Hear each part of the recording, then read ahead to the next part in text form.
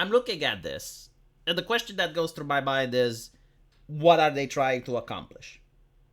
And the answer is to create a superhero movie. But for whom? Usually superhero movies are something that teenagers like. You're not going to convince your mother in her 40s to go watch a superhero film. There might be some mothers out there, but overwhelmingly, the targeted audience are teenage boys. And the teenage boys like two things. They like sex and violence. And I don't see where the sexuality is at here. I know this is uncomfortable. Like, you're not even supposed to talk it. Like people even make fun of you because it makes them uncomfortable due to the fact that they know. Like, look how popular VTubers are. Why is that? Why do all VTubers, which can choose whatever avatar they want, they choose the sexy one? Because that's what sells. It's simple. And even women prefer to watch a sexy character, right? And when I look at these costume designs, they are doing their best effort to remove sexuality, as if that's not a selling point. Look at Charlie's Angels. Charlie's Angels is a perfect example. The first one, not the mentally deficient one. The first Charlie's Angels doesn't even have that much of a story, isn't really that great, is campy, manages to go around the world. Why? Because it hired 3 sexy women doing violence. That's all that you need to do. Literally, that is the formula. You don't have to change it. I'm not saying that you can't do something interesting without the formula, but what I'm saying is that the formula works. So unless you think you are an actual talented person, which these people aren't, stick with the fucking formula. It works. It works for anime. It works for gacha games. Again, gacha games have very little gameplay, and yet they're raking in tens of millions of dollars with very low investment cost. It works for manga. It works for all these other things, and it worked for the American entertainment for decades. Why are you changing it? What's the purpose? Like, I would understand if you change it and you made more money, more popularity, more fame. No one is going to buy the toys of these superheroes. I don't think like anyone is going to wear a shirt with any of these ladies. The marketing team has to be kicked out. The costume designer has to be kicked out. They have to go. They have to go back. Whatever you hired them from, they have to go back. Chat. They have to go back. So that the rest of us can have some entertainment. And again, like, this is such an uncomfortable conversation to have. Like, if you say this in a public space, everyone will laugh at you and they will pretend that you're not knowing what they're talking about. But in reality, they're gaslighting. Because deep down inside, they knew that if these ladies had massive milkers with big cleavages while doing violence, the movie would sell. Regardless of the plot. Yeah, you're going to have Mahler and the EFAP team have an aneurysm and oh my god, the plot doesn't make sense, and people will be like, yeah, but booba. But booba, Mahler. But booba. That's literally what you need. That is it. You do not need more.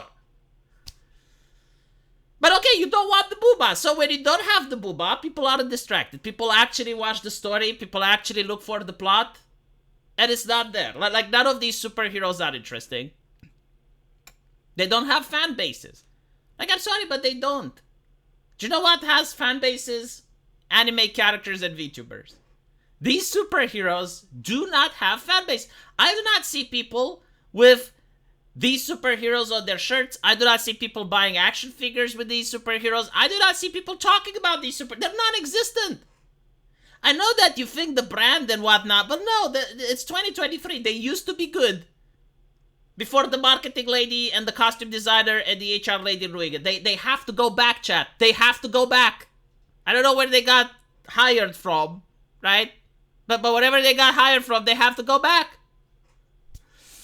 So yeah, the thing that really shocked me, I suppose, and this is actually, the fact that the movie didn't sell doesn't shock me. Like, I already knew that Goku and Vegeta can have a throwdown in the cinema because it's going to be empty and it's not hurting anyone. But regarding this, the fact that they can't control the media is what shocks me. Like, for the last couple of years, you had Disney controlling the media. To the point where YouTube even announced that they changed the search algorithm in order to bury criticism of Brie Larson's movie. Like, that's the power that they used to have. And now, they probably do not have the money to have that push anymore. And even, like, the official critics are starting to shit on these movies because they know that these movies are the future. It's dead. It's like, you can't come back from this. You can't. And the thing with Brie Larson, by the way, her political takes has pushed people away. Like, this is something that I don't understand about leftists. Like, they believe that if you're an actor and you go and you virtue signal and you talk about your political takes, you're going to get more people involved. But at the same time, they don't believe that if you say the wrong thing, you can get people pushed away, right? Like why do actors, like think about it, why do actors go and they talk about the environment and they talk about the social justice? Why? It's because they hope that they're going to get more people to watch their movies. It's like, look what a decent person I am. Don't you want to support me?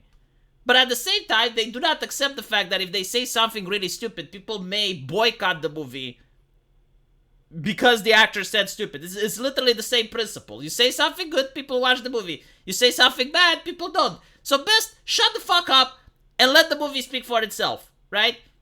And the thing with Brie Larson, she goes on, has all of these dumb takes. What ends up happening is people still watch the movie because it was before the end game. So, like, because she starred in the end game, people wanted to see, you know, like, the character that she performs and, like, what her story is, so that when they watch the end game, they kind of get the context. But no one actually likes... It's not even about the actress. Like, her superhero is literally Thor without the sexuality. Like, that's it. Like they had to reduce Thor to this fat guy that's complaining about children on Xbox in order to make room for Captain Marvel. Like, she is hyper violent, hyper aggressive. She's literally like Thor, but without the charm, right? She doesn't smile. Thor smiled. I'm sorry, this is true. But without the charm, without the sexuality, Thor had scenes where he's flat chested, and you know he's got scenes where he's very charismatic and whatnot. Brie Larson doesn't have any of that, right? So it's just like a violent figure, goes around and punches stuff. And literally that's what she does in the end game as well. No one is interested in that. It's boring. It's bland. Like, all the other superheroes can punch stuff, but like, what sets her apart? And the answer is nothing. Besides the fact that they're marketing her as the first ever woman, female superhero, whatever. So, it is what it is. I expect that the other movies are going to do poorly. I haven't seen this one, but I heard the quartering say that they ripped off Spaceballs' story. I mean, that would be hilarious if they did. Let me know what you guys think, though, and as usual, I will see you in the comment section. Take care.